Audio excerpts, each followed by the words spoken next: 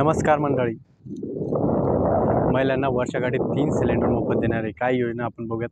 महिलांसाठी विविध योजनांसाठी विविध सन 2023-24 मुख्यमंत्री माझी लाडकी बहीण योजना लागू करण्यात येणार आहे. महिलांचं वय 21 ते 60 वर्ष वयोगटातील पात्र महिलांना शासनामार्फत दरमहा 1,500 रुपये, दरवर्षी सुमारे 46,000 कोटी रुपये निधी वितरित करण्यात येणार आहे. दिनांक 1 मे 2024 नंतर जन्मलेल्या व्यक्तीच्या नावाची नोंद शासकीय दस्तऐवजामध्ये त्यांचे नाव, आईचे नाव, वडिलांचे नाव व आडनाव या क्रमांकाने करण्याचे बंधनकारक आहे.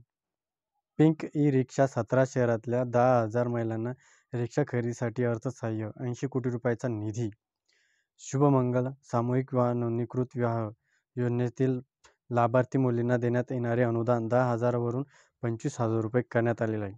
राज्यातील सर्व आरोग्य उपकेंद्रात स्तन व गर्भाशयमुखाच्या कर्करोग तपासणीसाठी उपकरणे व साहित्यासाठी 78,000 कोटी रुपये. विशेष गरोदर माता व बालकांचे आरोग्य संस्थेत मोफत आणणे करण्यासाठी 3,224 रुग्णवाहिका स्थापित करण्यात येणार आहे. जलसिंचन मिशन कार्यक्रमातून ग्रामीण भागातील 1,25,66,986 घरांना नळ जोडणी पूर्ण करण्यात येणार आहे. राहिलेल्या 21,04,932 घरांचेही काम प्रगतीपथावर करण्यात येणार आहे. मुख्यमंत्री अन्नपूर्णा योजना वर्षाकाठी 3 गॅस सिलेंडर मोफत देणार आहे. यासाठी 52,16,412 लाभार्थी कुटुंबांना लाभ मिळणार आहे.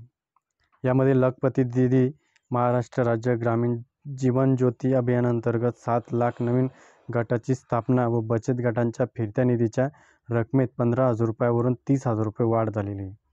महिला बचत गटांची उत्पादित केलेल्या वस्तूंना उमेद मार्ट आणि ई-कॉमर्स ऑनलाईन प्लॅटफॉर्म याद्वारे आत्तापर्यंत 15 लाख महिलांना लखपती दीदी या वर्षात 25 लाख महिलांना लखपती करण्याचे उद्दिष्ट आहे. महिलांना लघु उद्योगासाठी पुण्यश्लोक अहिल्यादेवी होळकर महिला स्टार्टअप योजना अखिल भारतीय स्तरावरील राज्यात आयोजन आई योजनेअंतर्गत पर्यटन क्षेत्रातील महिला लघु उद्योजकांना 15 लाख रुपयापर्यंतच्या कर्जावरील व्याज परतावा, 10,000 रुपये रोजगार निर्मिती, मुलींसाठी मोफत उच्च शिक्षण.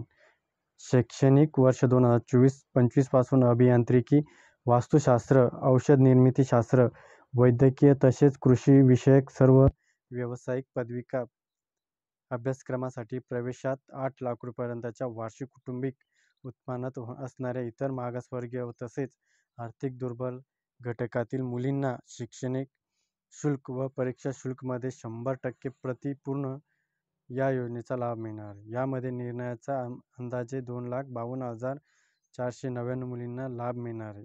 त्यामुळे राज्याच्या तिजोरीवर सुमारे 2,000 कोटींचा भार पडणार. माहिती आवडल्यास नक्की तुमच्या मित्राला मैत्रिणीला शेअर करा. तोपर्यंत जय हिंद, जय महाराष्ट्र.